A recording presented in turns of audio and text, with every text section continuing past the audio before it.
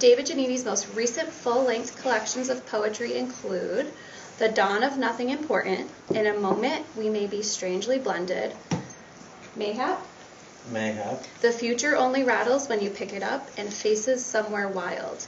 He was twice nominated for the Pulitzer Prize and the National Book Award. Porous Borders, a book of prose poems, was published by, Spoiten Duyvel Press in That's how they say it in 2017. New York. Thank Yeah, you. we know where that is. Thank you. That's a Dutch name. Numerous chapbooks of his poems and prose poems have been published by a variety of small presses through the years, and his poetry has been published in national and international magazines and anthologies. Wow. He received Massachusetts Artists Fellowship Awards, the Osa and Lee Mays Award for Poetry, an award for prose poetry from the University of Florida, a finalist award from the Naugatuck Review, and a finalist award for the James Hurst Poetry Prize of the North American Poetry Review in 2021. He has been a grave digger, beekeeper, taught at Williams College, the University of Massachusetts, and Berkshire Community College, and he taught preschoolers and high school students, among others. Giannini was the lead rehabilitation counselor for Compass Center, which he co-founded as the first rehabilitation clubhouse for severely and chronically mentally ill adults in the northwest corner of Connecticut. Wow. So, David, thank you. Thank you. I was going to introduce Gary, too. Sure. And then I'll let you take it from there. Okay, yeah, we have whoever wants to go first, it doesn't matter to me. We also have Gary Metras. Gary was the first poet laureate of the city of East Hampton, Massachusetts, appointed April 2018. He is the author of 9 poetry books along with 13 chapbooks. His essays, reviews, and chiefly poems have appeared in hundreds of journals such as America, American Angler, the Bellingham Review, the Boston Review of Books, California Quarterly, the Common, Connecticut Poetry Review, English Journal, North Dakota Quarterly, Poetry East, Poetry Salzburg Review, Yankee, and Tears in the Fence, which is out of the UK. Metras is a past recipient of the Massachusetts Fellowship in Poetry. He was the founder, editor, and letterpress printer, that's cool, for 40 years of Adasta Press, which specialized in handcrafted limited editions of poetry. He has worked as an air traffic controller for the U.S. Air Force, bookstore manager, high school English teacher, and college writing instructor. He lives in East Hampton, Massachusetts, and fly fishes the local streams and rivers as often as possible. Thank you.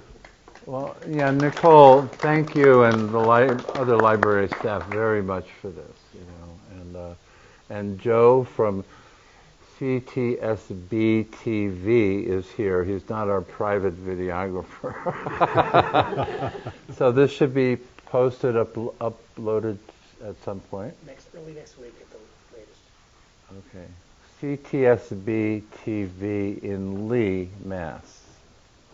So it's local, and they like to go out and film local people. And loco people, too. Yeah. Even you, Gary. I know. So today I'm going to be reading from my new book. My new book is called Marble Dust. And if you can see, the photo on it is from the Acropolis in Athens, okay, of broken marble stones and stuff like that. This whole book celebrates various European travels, trips, vacations that my wife and I have had over the years. It was published, as I say, this past April by a publisher, small press publisher called Trevina Barva Press in Somerville, Mass, right outside of Boston. It's my second title with this publisher. Let me read the title poem first, okay? Marble Dust. These are the shoes I wore to walk the Acropolis in Athens. I propped a foot on the Parthenon step to place my eye within the cold glow of marble, to better trace the column's curve up to the pediment and the cobalt sky beyond, empty of clouds, of gods. Empires and deities come and gone. All those orations, the pledges, the routine, the grandiose, evaporated, circling invisible above us. Men and marble, one contemporary, one a truth revealed. Plato and Phidias, Pericles and Archimedes, all dust that I carry lovingly on these shoes.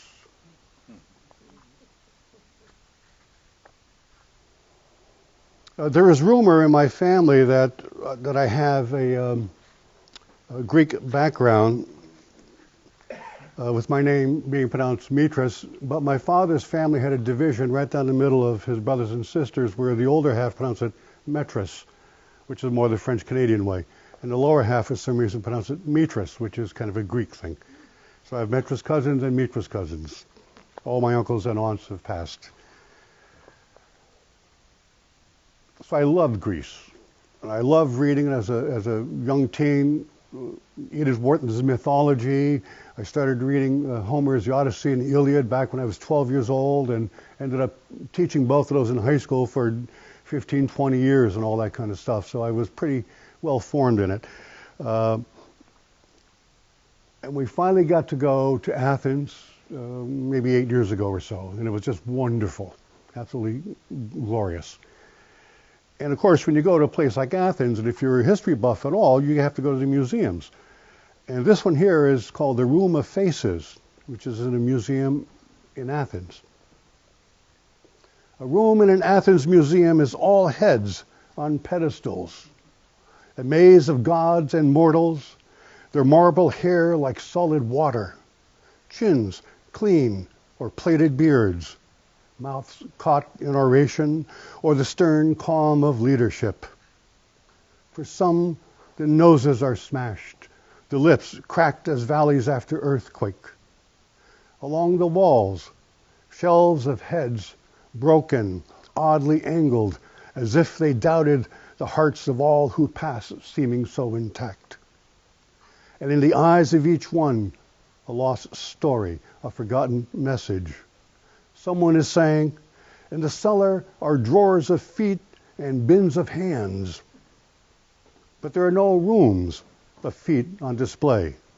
No rooms of hands pointing or with grasps, empty of staff, spear, or thunderbolt. How could those compare to foreheads precise with history, to these silent knowing stares, heads without bodies, and somewhere bodies minus heads? Experts on such things arguing for centuries and about which ones go where, about the angle of face and neck, grain of stone, color of marble, site of unearthing. Here then, the immortals, heroes, philosophers, ideas we live by, even if they cannot be named.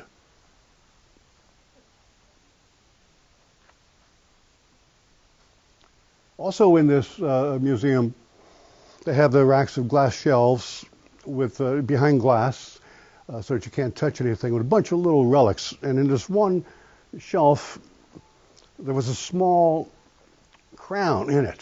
And I just stood there looking at this crown.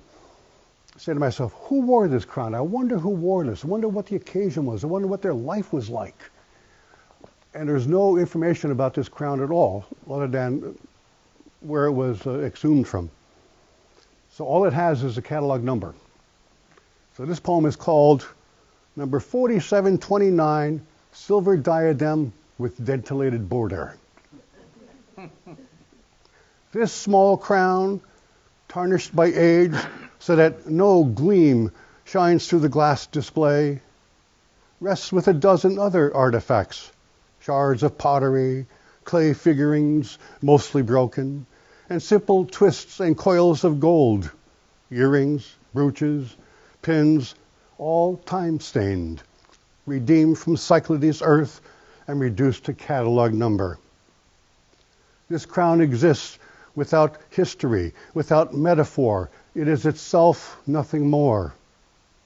But some father had wealth and love enough to order this crown, to place it on a daughter's head and smile at her new beauty, which she, princess now, wore, strolling the island's agora above the rocky shore and stopping to stare into the Aegean Sea, where her dream of love continued, him sailing through storm swells, blown from island to island toward her without knowing this destiny she desired.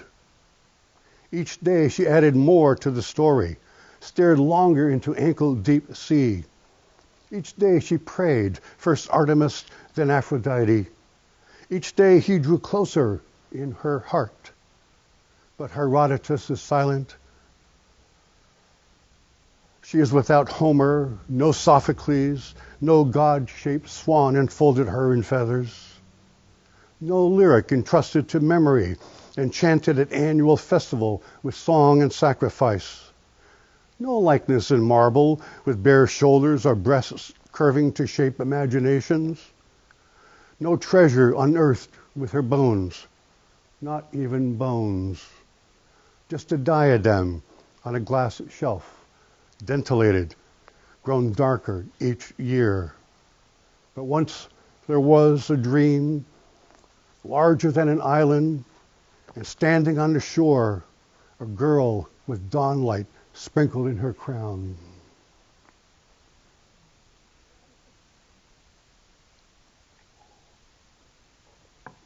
It's nice to make up stories like that sometimes.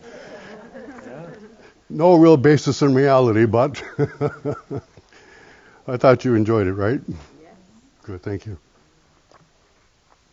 So there's a whole section in here. The first section is about Greece, the Greek runes, Greek mythologies, and other experiences we had in Greece, including a whole section on Troy, the ruins of Troy, because we finally got to go to, on that particular trip, Troy also. And Troy is just amazing. As I said, I taught the Iliad to high school seniors probably 15 or so years. And I didn't find out until after we had returned from Troy that we went to Troy, and I was a retired teacher. But if I had gone before I retired, I could have taken the whole expense of that part of the journey as a tax deduction for educational purposes. Nobody told me. But I enjoyed it anyways. I wouldn't trade it. And we did a trip to Rome, to Italy also, which this particular trip, it's, like 7 cities in 14 days, so you're on and off the bus all the time, right? We started in Rome, went all the way up to Venice, and then back. It was a great trip. We loved it. There's several poems in here about Rome itself and some of the Roman ruins, the Colosseum and everything like that. There's poems in here about Michelangelo and Florence. But I'm going to just read one section from a 3-part long poem called In the Sistine Chapel. It is so breathtaking to be in the chapel. Just absolutely incredible. Each section has a subtitle, and this one is called Standing Beneath the Creation of Man. Michelangelo put donkey ears on a bishop on a wall in the Sistine Chapel, considering the scope of the work a minor detail, unless it was you so insulted, which, thank God, it wasn't. But the bishop voiced a protest to His Holiness. And did not the Pope tell the bishop, "Sit down, signore, it is only metaphor"? And what of that devil on the same wall? The one whose skeletal face stares straight at you, pensively, with still fleshy hand on bony chin, with a flash of irony in those empty eye sockets, and an almost smile to the way the lower jaw hinges on maxilla. Standing there, didn't the skin become sweaty and the head dizzy? Didn't you try to turn away but could not? Didn't you try to laugh it off until the guards approached with official faces? And that was what it took for you to walk away and stand in the center of the chapel beneath the creation of man, which is where you belong anyway, and perhaps where that bishop stood, still complaining, first to the artist and then His Eminence, who was about to speak when the artist said, "Hee-haw!" Which brings us back to metaphor and those fingers high above, about to touch. As I said, it's a 3-part poem, so there's more to it, but not going to get there. One of the things I wanted most desperately to see when we were in Rome and it was not something on the itinerary, was the John Keats house. It's a museum house. It's called the Keats Shelley Museum House. John Keats moved there from England when he was 24 years old and lived there for a year and a half or so and then died of tuberculosis. And Shelley was his good friend, Percy Bysshe Shelley, who visited him and stayed with him for a while. And the Keats Shelley Society formed to make this place a museum, honoring both of them, but primarily Keats. I had to take a taxi from the hotel we were staying at to get there, okay, because as I said, it was not on the itinerary. Outside the Keats Shelley house, Piazza di Spagna, 26, Rome. I was saying softly the first Keats poem I'd read. The maiden, the grace of her kiss, frozen in unwilting youth, is such a melody fixed in memory. Taxis were arriving and people exited to join the crowd gathering on the Spanish steps. Each one striding higher up to fit in, each man brandishing a bottle of dark wine. But I just stood in front of this building, thinking of how time tricks us with promise, then lies about the death, the way we can see the light in shade, but not the shade in light. I imagined Keats returning from the biblioteca after hours reading and scribbling in letters, all die young. I watched him climb the stone steps to the door, pause, body bent in spastic coughs until he leaned against that cold wall. He stood, shaking in the building's shadow, his face angel pale, with whom, by now, he was intimate in the darkness of his routine. He unlatched the door, disappeared inside. As I walked over the threshold, the revelers on the steps beamed into song, 100 voices celebrating the fortune of their evening. When I tried to follow Keats up the stairs to his room, he kept ascending.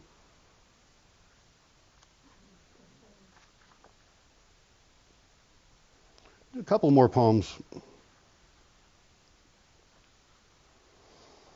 I was stationed in Germany from 1967 to 1970 with the U.S. Air Force, and came back home, married my high school sweetheart, brought her back with me. We spent almost 2 years there, and it was like an extended honeymoon almost, which was kind of nice, except I had to work a lot. But every fourth or so weekend I had off from work, and we got to go places. And we went a little bit everywhere. I was stationed in the southwest corner of Germany near the France, Belgium, and Luxembourg border. So we got to go to Paris for the weekend, Brussels for the weekend, Antwerp for the weekend, Rotterdam, Frankfurt, Amsterdam, all of that kind of stuff, So we did a bit, and it was just wonderful. Here's a poem that takes place in Rotterdam. And when we were there, before we went into the Euromass, the Space Needle out in, was that Seattle? Where they have a restaurant on top and stuff like that. Yeah. The Euromass is like that. They have a restaurant on the top, and it's really interesting. Before we went in, though, there's an old woman sitting on a bench right outside the entrance, and I just looked at her and saw that she had this so far away glance in her eyes, like she was not connected to the physical earth anymore. So I invented this about her. The beautiful language. She sits again on a bench along the canal in Rotterdam, waiting. This is where he will come, she whispers to herself. She feels him stirring under her bones. Behind her, the Euromass rises, swaying gently in the permanent breeze. Its tiered cafe, full of quiet activity. Tourists smile at the demi-tasses and the scenery, both grateful and awed to be here. Even their children are subdued in this moment in their lives that they won't remember as adults. Lovers gaze into each other's eyes, knees kissing beneath the small tables. They could be anywhere in the world, and that place would still be heightened by their inflamed blood. On the roof, a young American and his bride marvel at the vast lowlands that are someone else's lives. On the bench, the woman waits for the angel who appeared in her dream. His silver eyes glowed with rapture.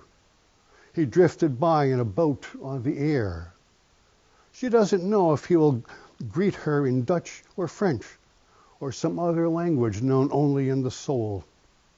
Her heart is ready. The young couple, high above her, sway in the wind-washed air and embrace in the only beautiful language known between flesh and flesh. Thank you. Very nice.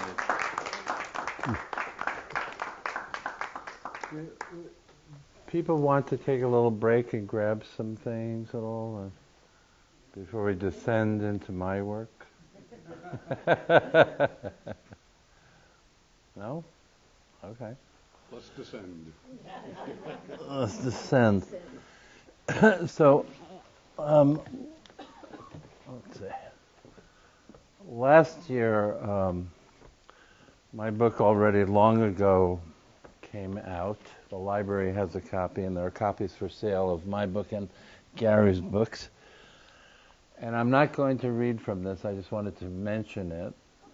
Instead, I'm going to risk reading from this manuscript in process, which is it's about done, but I don't even have it paginated yet, so I have to hopefully get to where I need to get to. And so I've been trying some new work in here, but first I thought I'd like to read this poem that I'm dedicating for Gary Metras. And it has an epigraph at the beginning that says, "Civilization is always re-beginning in the country."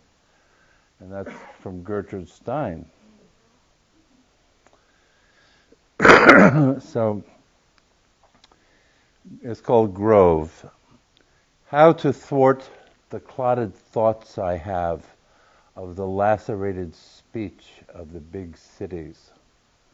How to forget the rot of the urban, the torment of trees locked in skyscraper shade, the desperation of traffic clogged on streets of garbage and smog, high-rise rooftop bees without sufficient pollen, the upright and regular rats running below through filth in alleys, the constant plague of the money markets, and the iPhones held by suicidal teens everywhere. All the young who would enclose their sleep, then close their dreams forever. I want to enclose my sleep with oranges, to leave the world outside of them aside, to let my heart mix quietly with them until red and orange yield vermilion dreams. Cinnabar sunrise in ancient times, stone and timber walls defending forts and cities, often in countries of sonnets, haiku, ghazals. Now, go to the thriving trees and to the fields, defend them from the cities around. Stones once grew and trees still reach. Go, make something more from the planet. Go, write lines as limbs above concrete and granite.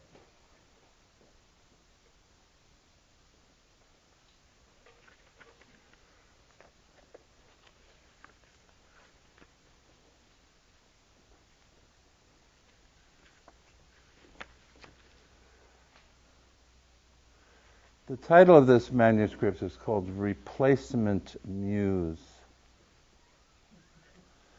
so far. So this is a kind of a preface or lead into another poem, but anyway, Replacement Muse. I wake to a cardinal singing in the dark beyond the open window. Does it exist outside or inside? Both? Whether it is awake or not, since some birds practice singing while asleep, the new muse will stop by later, maybe a hawk in our hemlock. I fall back to sleep. Clovis spears turn back to unflaked stone. Mammoths graze safely on open prairies in the wind. Heads nuzzling early grass, sun on blades. No muse, nothing comes to choose me through, though fur shines around my ears. I listen. I look at the open geode in my hand. It becomes an abyss where nothing keeps its points. An abyss with another half. So I look deeper into that and see it as a well inviting ne'er-do-wells made mostly of water, where humans lose the luck of bones. Something like a heart continues. Whether this drifty shape is real or not depends on who has eyes and ears. I sleep and wake to a cardinal. Oh, maybe the new muse and old woman will stop by later, or just another wolf or coyote on the cliff.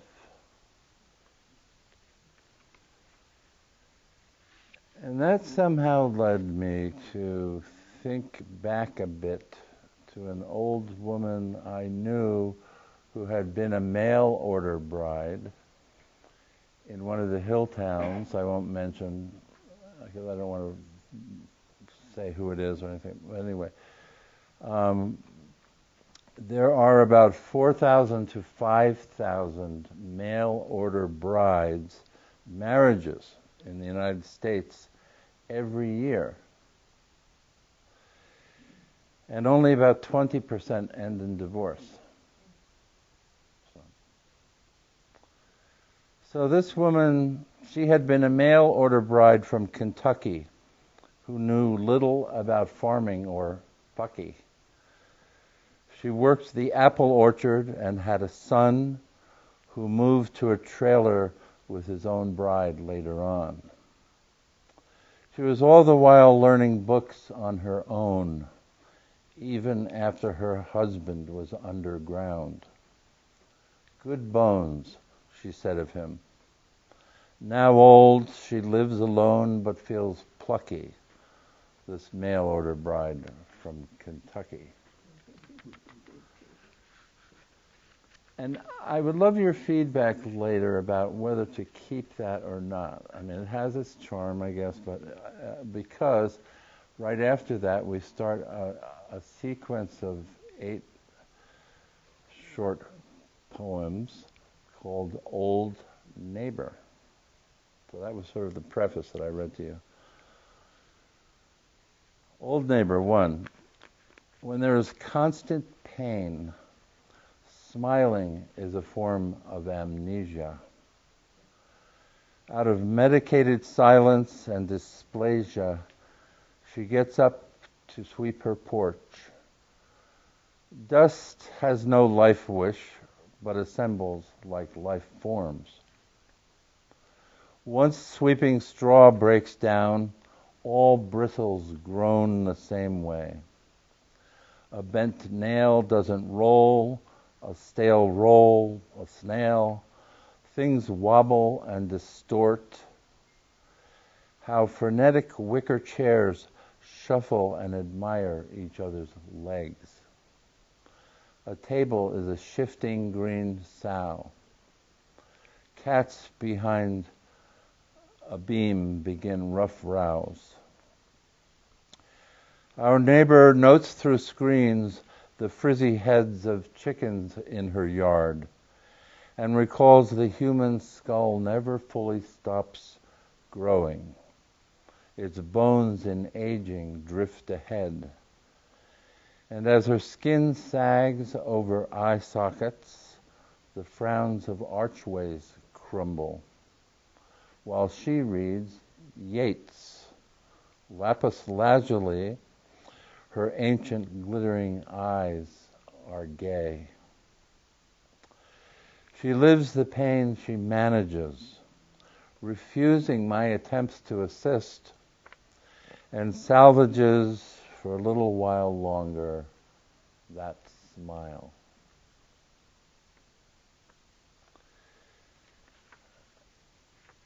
There's a reference in a Yeats poem, Lapis Lazuli, to this. You could look up sometime. I won't go into it. So.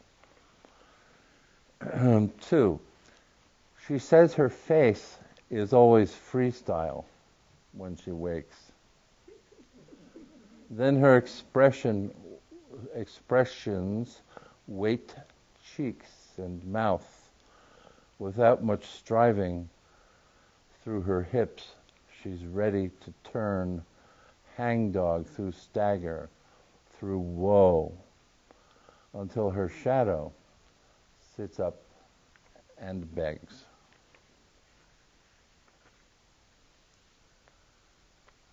Three. This is from an epigraph from Tolstoy's Anna Karenina. Happy families are all alike.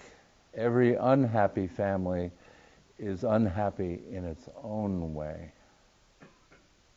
So happy families are all alike, he says. Well, anyway. So now, old neighbor, her relief in letting go of the copperhead she found and grasped on her stone stepway, carrying, then dropping it into woodland, its free wriggling through wild grass after its writhing in her tongs first, gripping it on sun-heated stone. No serpent senses more than meets its skin and tongue, she says, and maybe the right step's hard to find when you come up through ground to feel light and sense the interweavings of all things and beings, and feel lowly as a narrow fellow in the grass. So I say, be serious, and so she says, be serious and silly with your fellows, even if you must remove them. Happy snakes are all alike. Every unhappy snake is unhappy in its own way.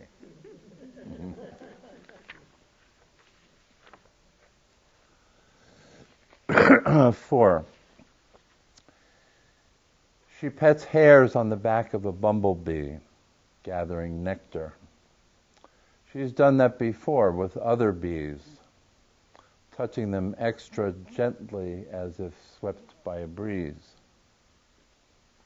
At times she feels her hair in no breeze stir in open air, and senses the discreet unknown that touches there.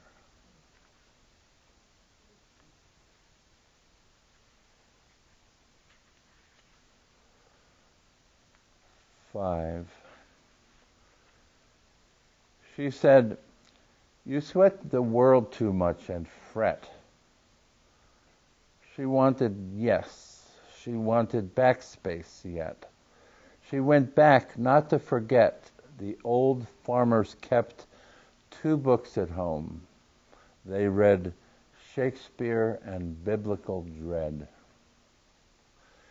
She said, how many laborers do you know of the 2 books once winnowed have the complete will in one row?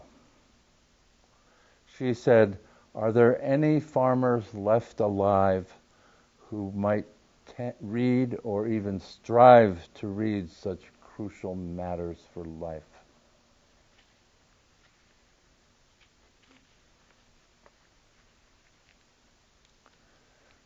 6. This is one afternoon. I find her sitting on an old car seat on her lawn, snoozing in a nave of shadow by a busted, rusty chainsaw near the old yard Madonna once on the half-shell. Silence is in her chair as a pillow on a pew seat. The statue of the Virgin set in dirt, wearing a metal rosary of once sharp saw teeth. Old neighbor slumps as her dog's ears flick flies. The bags under the woman's eyes keep the sag of her sorrows, each big enough to hold seed from a store of sparrows.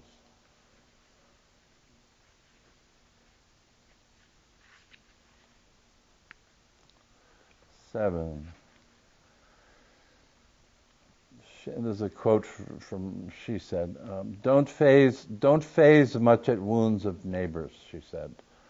Tread light, but also don't pretend to graze. Keep heart even for that lazy son of a bitch, that drunk. He pretended not to care a whit for anyone, later shot himself dead. He took care of himself, I guess he did. In spring, someone found one of his guns in a bear den, right where one or the other's head would have been. Only lead made him not pretend.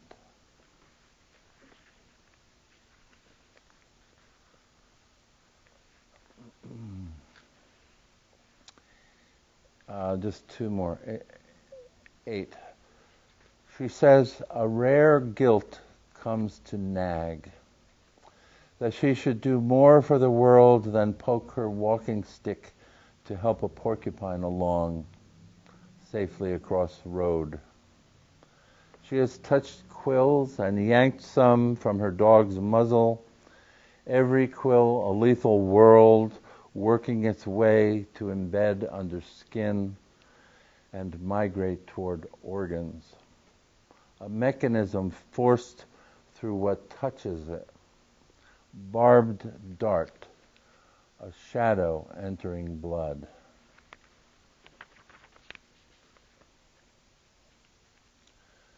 The last time I saw her, she was writing herself a true story by creating a rhyming inventory. More and more, this is from her, more and more toads are more diminutive than any born year I've known. Fewer and fewer birds, especially finches and hummingbirds. More artificial light strikes skies. World night lights disrupting flight patterns. More mosquitoes, fewer bats. A scarcity of fireflies, that there are 2 instead of 6 barred owls this year. A harsh mix of winter ice and wind and trees left a slaughterhouse of limbs. Also, fatal diseases in ash, hemlock, and beeches.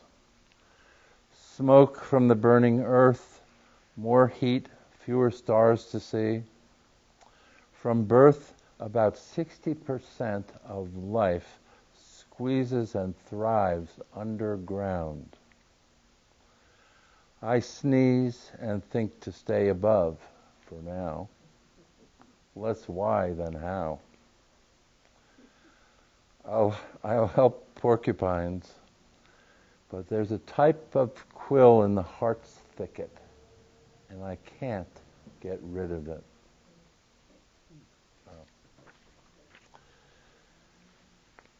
So where do I go from there?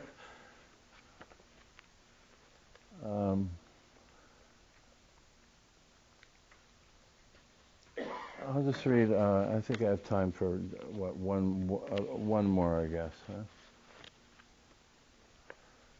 This is called, maybe, let's see, hold on a sec.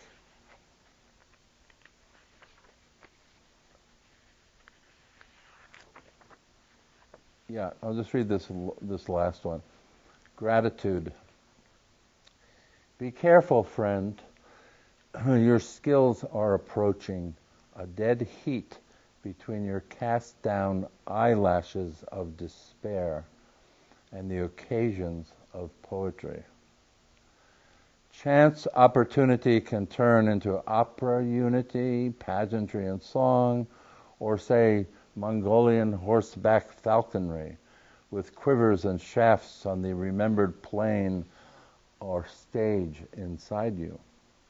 Allow all heart against slaughter in Israel, Gaza, Ukraine, the world. Who doesn't find poetry never truly overcomes despair. Thanks at least for being there and telling of the rainbow outside your window. I hope you managed to pull back the sun's arrows and let them fly to an unknown country where one may more than meet the sky. So I extend that gratitude to you as to be careful, friend. It's not a particular friend, it's all people, really. So I think that will do it for today. Good. Thank you. So you have any questions or feedbacks or librarian knowledge or whatever you want to purvey? Not from me. No, okay. Anybody? Well then, let me ask. I saw some smiling and sort of pleasure looks about some of the old neighbor poems, right? And so, did they seem to work for you? I mean, they seem to be there, and you respond to them, or did you hear things maybe? They worked.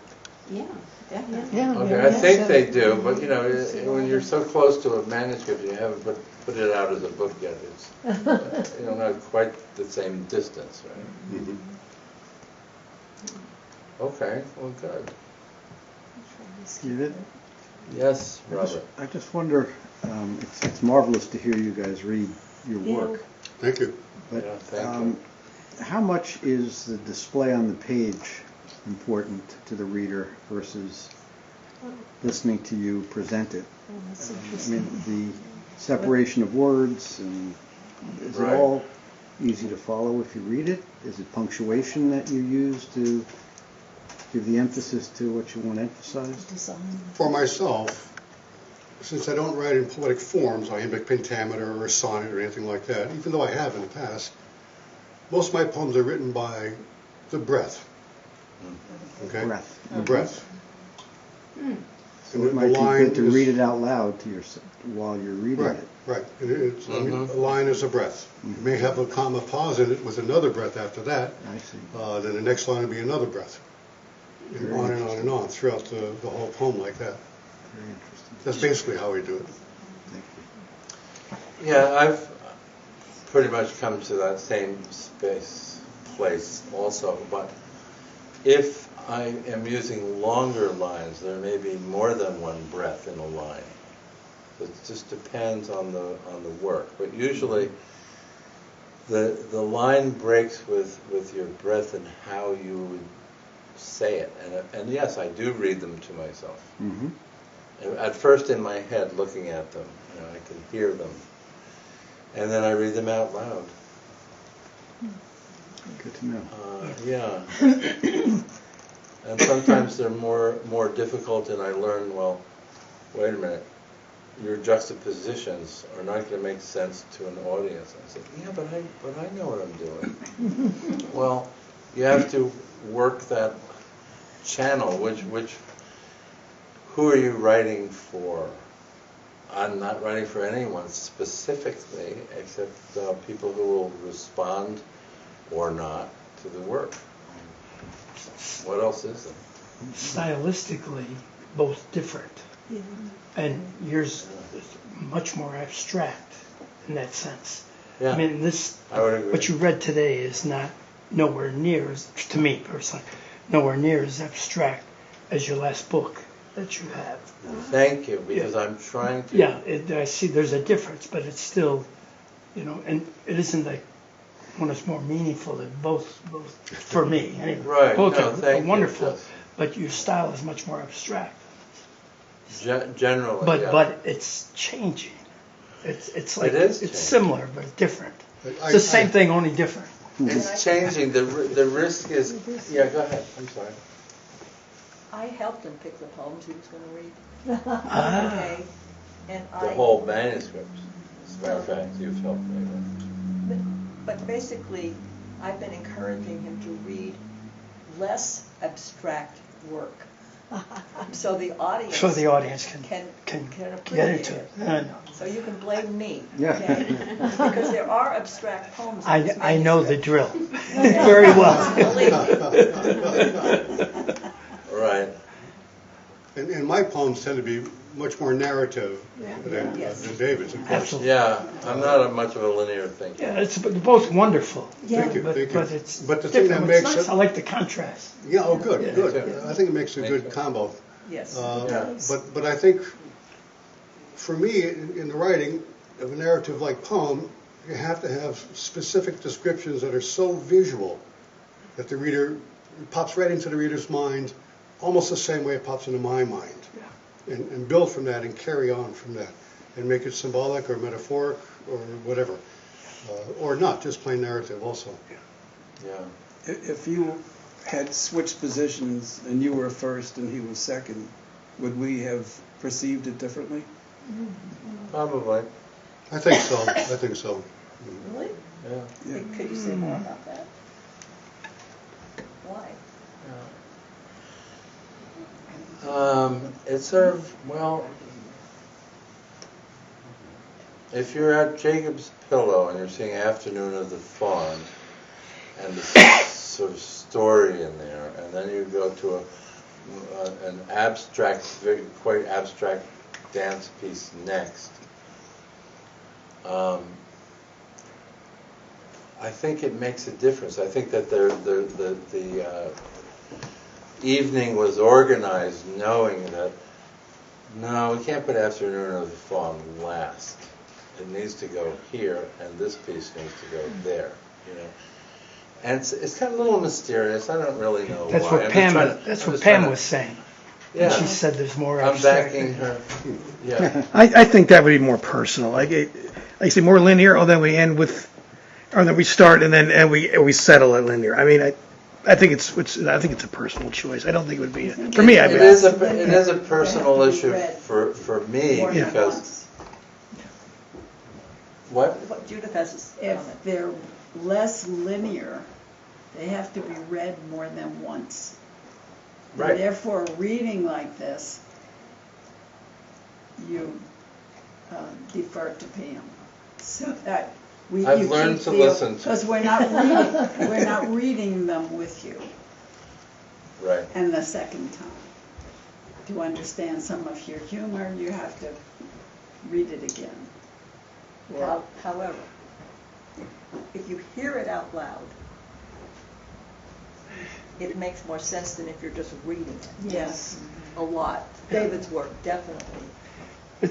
Well, I think Listening most to poets. you than reading Because of the audio cues you give, even without thinking, you're giving audio cues to what's important to you, connecting the words together. Right. And so, like, when I'm listening to it, if I see the words, some words are in my mind bigger or more important than others. So it does help with the meaning to hear the writer sort of read it in the way, So you because you're emphasize. giving us more cues to go on from your concepts, from the concepts that you had that bore the poems.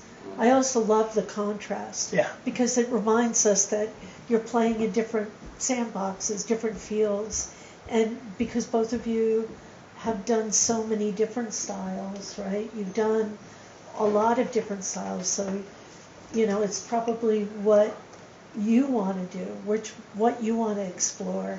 So it's nice to hear the contrast, because then it shows us there's no one way to approach it, but that there's a lot of different things to kind of roads to go down to get better at and to explore and learn about. Nice. So it is nice to hear the contrast. It's a big Nice to hear you say that. Yeah. And we're back to the programming again. Yeah, the program. These were all written by AI, didn't you know? Hey, if you can get away with it. Next year's. Oh, please. It will happen. It is. And this is why. It is happening. I've tried a AI chat bot, Yeah. whatever it's called. Yeah. But anyway. But I was going to say that this is why it's so important to attend a reading by an author. Mm-hmm. Okay, because you will get the author's oral and emotional emphasis in the written work itself that you might not get otherwise if you're reading it solitarily by yourself. Yeah. So luckily for David's poetry, in particular, this is being recorded. So in 50 years, okay, when David's no longer around, right? I think it'll be fewer than that. But anyone reading those poems of his may not get the connections that he's making or the leaps that he's making in the same way he intends them. Right. But you get that, orally from David, reading it. It's going to be recorded, so it'll be on in somebody's database, and they can look it up. But I tend to disagree with that a little bit. Okay. Because I think, all great writing, the author may have an intent, but the reader may receive it differently. And so if I read either poems of either of you, to myself, something might strike me that you had no intention of doing. And I think that's part of what art is. It is. And, I mean, as a long-time teacher, especially teaching high school students who don't have a lot of life experience and stuff like that, you want them to be able to understand the traditional or classical interpretation of a poem by Shakespeare or William Wordsworth or something like that, but you want them to have the ability to make their own interpretation too. And that's important. I totally agree that the published poem belongs to the reader, not to the writer. The writer can read it the way he or she wants to, but it's up to the reader to feel the poem in their own way, based on their own life experiences. That's what counts actually more than knowing what the writer intended. Yeah, you make it your own. Yeah, you do. Well, it's like the... Go ahead. Well, I don't have to. Okay. You want to say interrupt something? you. Yeah, just two things. So we are open to the public now. And we're training. We have a new intern who we're training, so they're going to come in and do some work, so you'll hear them. I want everyone to feel free to stay and mingle, etc. Oh, thank you. But we should... Yeah, but if you want to, and feel free to grab Stay, snacks, get out. etc. It seemed like there were a couple of other Beautiful way to people say wanting it. to I was comment. curious Same as you're thing. writing, do you expect your readers to say the poems out loud to them, as part of the I don't expect, I hope that they will, because it's a richer experience that they will have. But also in these times especially, I know it takes time and devotion to poetry. It's not like a beginning and a middle and an end and the story's done and you've read it and that's it and you'll go to your book club. Yeah. Well, that's a, Yeah.